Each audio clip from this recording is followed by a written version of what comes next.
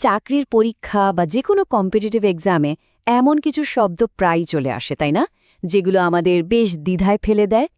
Aggregate ঠিক এমনই একটা শব্দ।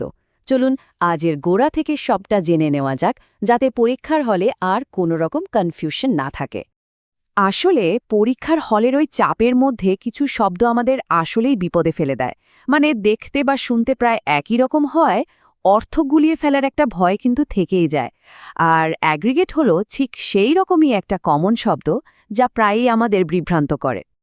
আর সবচেয়ে বড় যে হামজনটা, সেটা তৈরি হয় সেগ্রিগেট শব্দটার সাথে। ভাবুন একবার, দুটো শুনতে প্রায় একই রকম, কিন্তু অর্থ একদম উল্টো।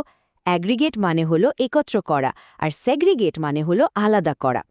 পরীক্ষার জন্য এই ছোট্ট পার্থক্যটা মাথায় রাখা যে কতটা জরুরি, তা তো বুঝতেই পারছেন।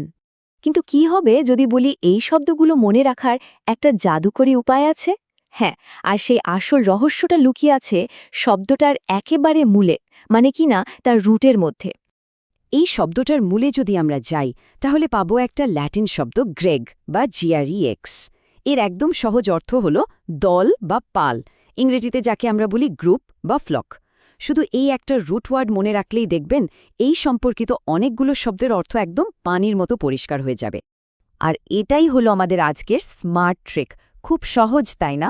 শুধু মনে রাখুন, গ্রেগ মানেই হলো গ্রুপ বা দল। পরীক্ষার সময় এই ছোট্ট কৌশলটা যে কতটা কাজে দেবে সেটা পরীক্ষার হলেই টের পাওয়া যাবে। আচ্ছা, এবার দেখি শব্দটা কিভাবে তৈরি হলো। ল্যাটিন অ্যাগ্রেগ্যারে শব্দটা মূলত এসেছে অ্যাড আর গ্রেগ থেকে। এখানে অ্যাড মানে হলো দিকে বা টুয়ার্ডস। তাহলে পুরো অর্থটা কি দাঁড়াচ্ছে?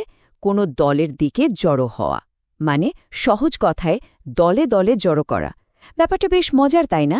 মূল অর্থটা তো এখন আমাদের কাছে একদম পরিষ্কার। চলুন এবার দেখে নেওয়া যাক ব্যাকরণের ৩টি আলাদা রূপে অ্যাগ্রিগেট শব্দটা ঠিক কিভাবে ব্যবহার করা হয়। এই জায়গাটা একটু মনোযোগ দিয়ে দেখুন। অ্যাগ্রিগেট শব্দটা ভার্ব, নাউন, এমনকি অ্যাডজেক্টিভ, এই ৩ ভাবেই ব্যবহৃত হতে পারে। কিন্তু মজার ব্যাপার হলো এর মূল যে অর্থ, মানে একত্রিত করার ধারণাটা, সেটা কিন্তু সব জায়গায় একই থাকছে। যেমন ভার্ব হিসেবে এর মানে হলো একত্র করা। যদি বলি দ্য রেজাল্টস ওয়ার অ্যাগ্রিগেটেড, তার মানে ফলাফলগুলো একত্র করা হলো। আবার যখন এটা নাউন, তখন এর অর্থ সমষ্টি বা মোট যোগফল, যেমন অ্যান অ্যাগ্রিগেট অফ স্কোরস, মানে নম্বরের মোট যোগফল। আর অ্যাডজেক্টিভ হিসেবে এর মানে হলো মোট বা সম্মিলিত, যেমন দি অ্যাগ্রিগেট ডিমান্ড ইনক্রিজড, মানে মোট চাহিদা বেড়েছে। দেখলেন তো, রূপ বদলালেও ভেতরের আইডিয়াটা কিন্তু একই। ঠিক আছে, এত কিছু তো জানা হলো, কিন্তু এই জ্ঞানকে আমরা পরীক্ষার প্রশ্নে কিভাবে কাজে লাগাতে পারি, আর আমাদের শব্দভাণ্ডারকেই বা আরও শক্তিশালী করতে পারি কিভাবে? চলুন এবার সেটাই দেখা যাক। ধরুন কোনো MCQ পরীক্ষায় প্রশ্ন এলো, to collect into a whole এর সমার্থক শব্দ কোনটি? যেহেতু আমরা এখন জানি অ্যাগ্রিগেটের মূল অর্থটাই হলো সবকিছুকে একত্র করা বা জড়ো করা, তাই সঠিক উত্তরটা খুঁজে বের করা এখন কিন্তু আর কোনো ব্যাপারই না। উত্তরটা অবশ্যই হবে অ্যাগ্রিগেট। অ্যাগ্রিগেটের সমার্থক শব্দগুলোও কিন্তু একই ধারণাই দেয়। যেমন ধরুন কালেক্ট, কম্বাইন, টোটাল, অ্যাসেম্বল।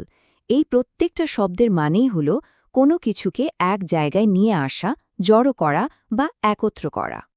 আর এর বিপরীত শব্দগুলো কি হতে পারে? একদম ঠিক ধরেছেন, যা কিছু দল বা গ্রুপ তৈরি করার বিরুদ্ধে যায়।